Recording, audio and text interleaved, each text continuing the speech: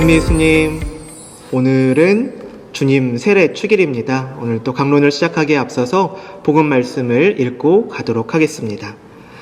마르코가 전한 거룩한 복음입니다. 그때 요한은 이렇게 선포하였다. 나보다 더 큰 능력을 지니신 분이 내 뒤에 오신다. 나는 몸을 굽혀 그분의 신발끈을 풀어드릴 자격조차 없다.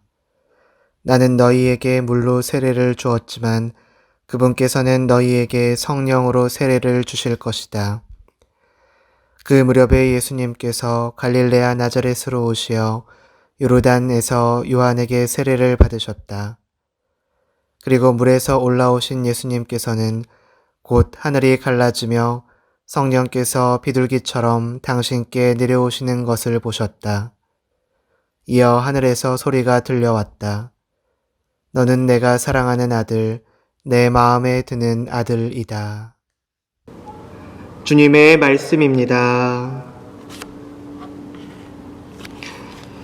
네, 오늘 교회는 우리 예수님께서 세례 받으셨음을 기억하는 주님 세례 축일을 지내고 있습니다.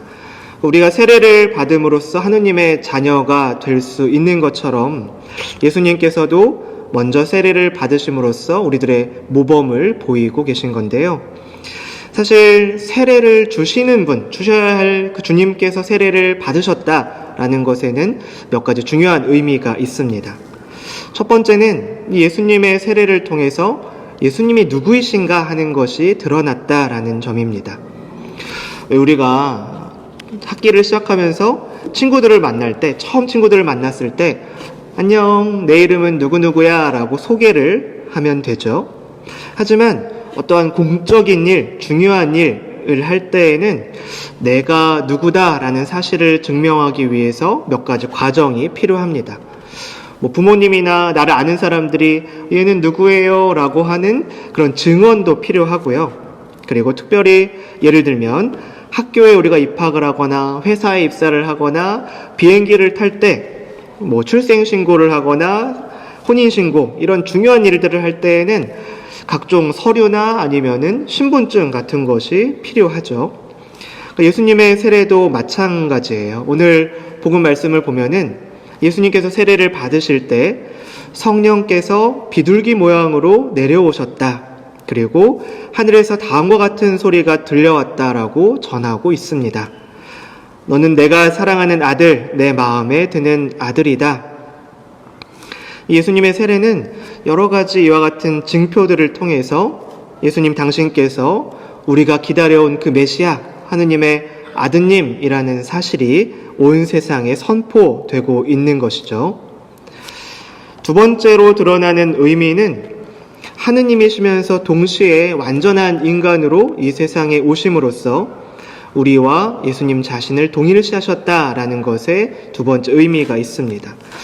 여러분, 만약에 농구 선수, 키가 큰 서장훈 선수가 우리들에게 선물을 준다면 어떻게 해야 될까요? 그냥 위에서 자 받아라 하고 던지면은 그것으로 끝날까요? 아니죠. 키가 큰 서장훈 선수가 선물을 전달하려면 무릎을 꿇고 또 여러분들과 같은 키에서 눈높이를 맞추고 선물을 전달해야 될 겁니다.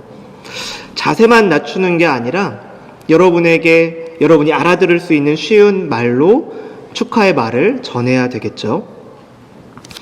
사실 구약시대부터 하느님께서 당신의 사랑을 전하고자 하셨지만 사람들은 잘 알아듣지 못했습니다.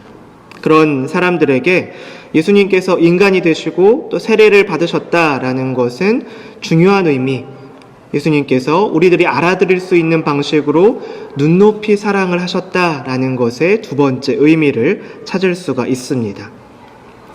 우리가 이해하기 쉬운 방식으로 사랑을 보여주시고 또 우리 안에, 우리 가까이에 늘 함께 계신다는 것을 보여주신 그런 사건이라고 할 수가 있죠. 그렇다면 이 세례가 우리들에게 주는 선물은 무엇일까요? 쉽게 이야기하면 하느님께서는 이 세례를 통해서 우리들을 당신의 자녀로 찜하신 거겠죠? 여러분 각자에게 이 보이지 않는 이름표, 하느님께서 너는 누구누구는 내 거야 라고 하는 이름표를 각자에게 붙여주신 것입니다. 여러분들도 여러분 이름표를 붙인 물건들은 굉장히 소중하게 여기죠.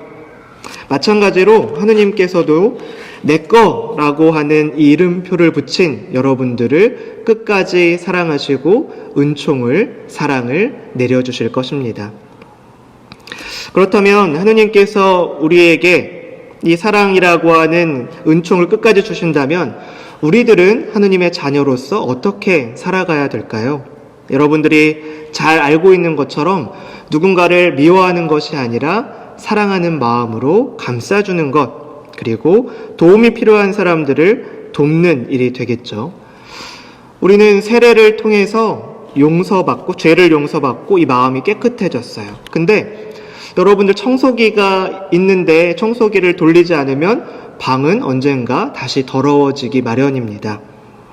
마찬가지로 우리들의 마음을 늘 깨끗하게 성찰하고 정리하고 예수님께 고해성사를 청하면서 죄를 고백하는 과정들도 필요하고, 또 실천적으로 이웃들에게 내 것을 나누는 그 사랑의 실천이 분명히 필요합니다. 특별히 요즘 시기 코로나로 인해서 질병으로 또 사회 경제적으로 어려움을 겪고 있는 사람들이 많이 있습니다. 이번 한 주를 보내면서 세례를 통해서 내가 받은 예수님의 사랑을 기꺼이 나누는 것, 그리고 이웃들에게 내가 조금 아끼는 것을 도와줌으로써 하느님의 사랑이 잘 전달될 수 있는 그런 한 주를 보내셨으면 좋겠습니다. 안녕히 계세요.